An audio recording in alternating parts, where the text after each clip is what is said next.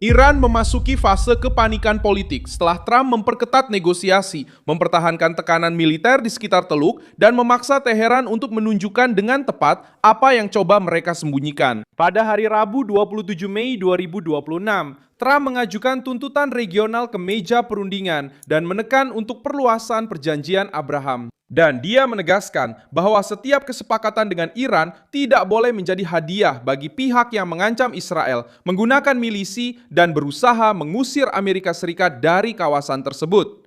Apa yang ingin disembunyikan Iran?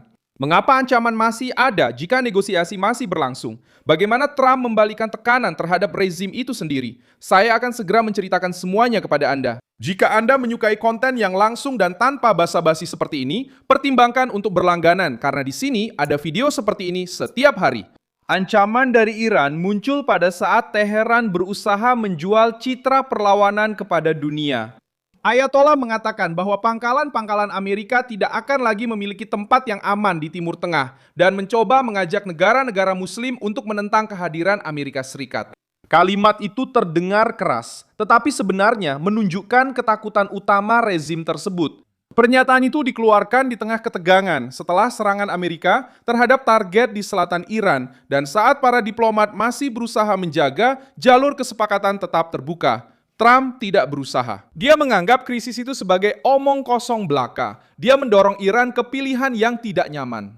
Atau menerima batasan nyata, atau menanggung biaya eskalasi melawan kekuatan militer terbesar di dunia. Teheran tahu itu. Disitulah tanda-tanda penyerahan mulai terlihat, bukan sebagai upacara publik, tetapi sebagai isyarat politik. Rezim itu berteriak melawan Washington, tetapi mencari jalan keluar ekonomi melalui pintu negosiasi. Teheran menampilkan gambar itu karena mereka perlu menimbulkan rasa takut, perlu memelihara basis pendukung domestik mereka, perlu menunjukkan kepada sekutu-sekutunya bahwa mereka masih bisa mengancam. Namun, mengunci target bukan berarti memenangkan perang. Menunjukkan video bukan berarti menggagalkan strategi Amerika. Ini adalah sandiwara militer yang digunakan oleh rezim yang tahu bahwa kesalahan berikutnya bisa sangat mahal. Selat Hormuz telah menjadi bagian lain dari perselisihan ini. Garda Revolusi menyatakan bahwa 25 atau 26 kapal telah melewati wilayah tersebut dalam 24 jam. Di bawah pemerintahan Trump, 100 ribuan. Tekanan dari Trump tidak hanya terjadi di sisi militer. Dia juga mengaitkan krisis dengan normalisasi regional. Dengan mendorong negara-negara seperti Arab Saudi, Qatar, Pakistan, Turki, Mesir, dan Yordania untuk bergabung dalam perjanjian Abraham, Trump menguji Timur Tengah secara terbuka. Siapapun yang menginginkan perdamaian sejati harus berhenti menggunakan Israel sebagai alasan abadi untuk mempertahankan pemerasan politik. Usulan tersebut membuat marah pemerintah, memperlihatkan perlawanan, dan menimbulkan keheningan di ibu kota penting. Tapi itulah intinya. Trump memaksa semua orang untuk menunjukkan sikap. Tidak ada yang merasa nyaman ketika pertanyaannya beralih dari retorika indah ke komitmen nyata. Pakistan menolak gagasan tersebut, negara-negara lain menghindari jawaban langsung, dan Arab Saudi tetap pada syarat lamanya yang mengaitkan pengakuan dengan negara Palestina dengan Yerusalem Timur sebagai ibu kota. Trump mengeluarkan diplomasi dari bayang-bayang, alih-alih membiarkan setiap pemerintah berbicara satu hal di depan umum dan melakukan hal lain secara pribadi, dia mendorong semuanya ke tengah panggung. Hal ini mengganggu karena mematahkan permainan lama di mana Iran mengancam, kelompok bersenjata bergerak maju, sekutu-sekutu ragu-ragu, dan Washington membayar tagihan tanpa menuntut perubahan struktural. Erdogan juga muncul menyerang Netanyahu dan mencoba menempatkan dirinya sebagai suara dunia Muslim. Hal ini membantu memahami besarnya persaingan yang terjadi. Trump menekan agar tercipta arsitektur regional yang pro-Israel dan para pemimpin yang hidup dalam ambiguitas harus bereaksi agar tidak kehilangan ruang politik. Pernyataan keras terhadap Netanyahu tidak mengubah perhitungan utama. Ini menunjukkan bahwa tekanan Amerika telah mengubah peta permainan. Mereka yang sebelumnya menggunakan keheningan strategis sekarang harus mengambil posisi. Dan semakin keras para pemimpin ini berteriak, semakin jelas bahwa Trump telah menyentuh titik sensitif.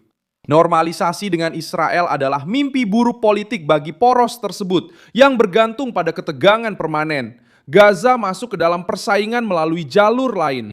Dana yang terkait dengan apa yang disebut Dewan Perdamaian yang dikelola dengan struktur Bank Dunia diberitakan kosong di rekening resminya meskipun ada janji miliaran. Kelompok kiri menggunakan hal ini untuk menyerang Trump. Tapi pertanyaan sebenarnya adalah, mengapa menggelontorkan uang besar untuk rekonstruksi tanpa jaminan yang kuat, tanpa perlucutan senjata Hamas yang jelas, dan tanpa kepastian hukum? Jika uang masuk tanpa pengawasan, itu akan menjadi bahan bakar bagi mesin yang sama yang telah menghancurkan Gaza sebelumnya.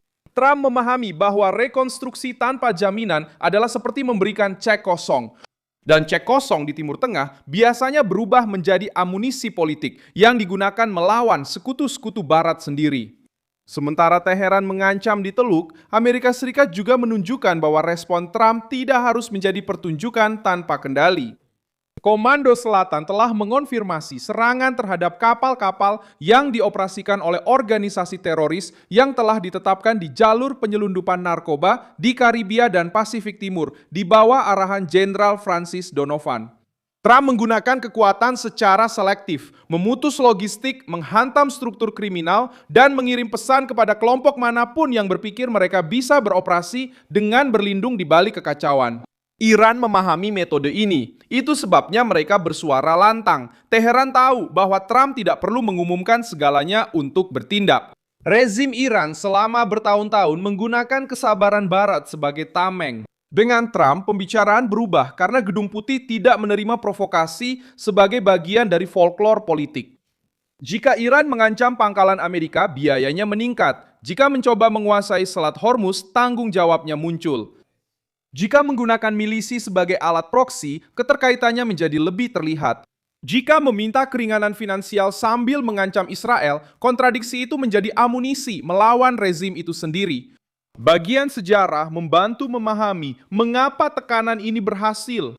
Pada bulan September 2020, perjanjian Abraham ditandatangani di Gedung Putih bersama Uni Emirat Arab dan Bahrain, membuka babak baru normalisasi dengan Israel. Setelah itu, Maroko dan Sudan juga ikut bergabung dalam proses tersebut. Itu merupakan kekalahan strategis bagi Teheran karena menunjukkan bahwa kawasan tersebut tidak perlu menjadi sandera narasi Iran tentang perang abadi melawan Israel. Sekarang, Trump mencoba menggunakan krisis saat ini untuk mendorong logika yang sama ke depan. Iran menyadari risikonya. Jika lebih banyak negara menormalisasi hubungan dengan Israel, rezim tersebut kehilangan salah satu senjata politik yang telah digunakan selama beberapa dekade untuk menggerakkan sekutu dan membenarkan pengaruhnya. Negara-negara lain telah menunjukkan bahwa tekanan eksternal dapat menghancurkan rezim yang hidup dari ancaman. Libya di bawah Muammar Gaddafi setuju untuk meninggalkan program senjata pemusnah massalnya pada tahun 2003 setelah bertahun-tahun terkena sanksi, isolasi, dan ketakutan menjadi target berikutnya setelah jatuhnya Saddam Hussein. Bukan retorika manis yang mengubah perhitungan Tripoli, itu adalah biaya nyata. Perbedaannya sekarang adalah Trump mencoba mendorong Iran untuk menyerah secara diplomatik tanpa harus menunjukkan kelemahan melalui sebuah kesepakatan.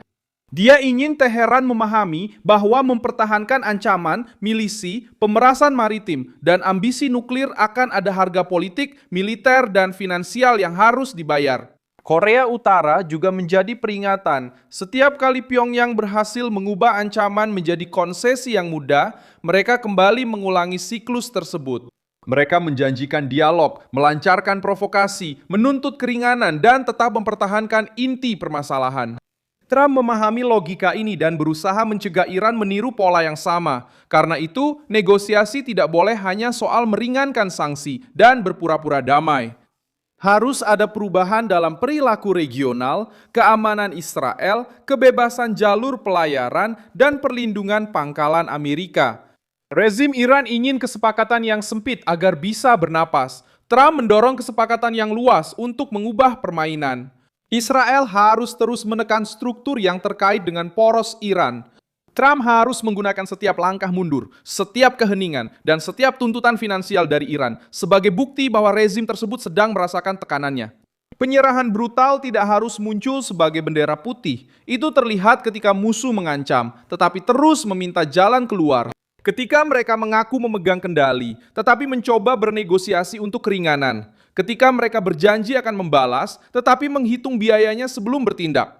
Kepanikan Iran ada tepat di situ. Trump menempatkan rezim itu di hadapan pilihan yang selalu mereka coba hindari. Saya Milson Alves Global, seorang internasionalis, dan tujuan saya adalah membuat Anda tetap terinformasi dengan kebenaran setiap hari. Tautan berita ada di deskripsi video. Beri like pada video ini, subscribe ke channel, dan di akhir lihat komentar agar Anda bisa lebih terlibat dengan komunitas Milson Alves.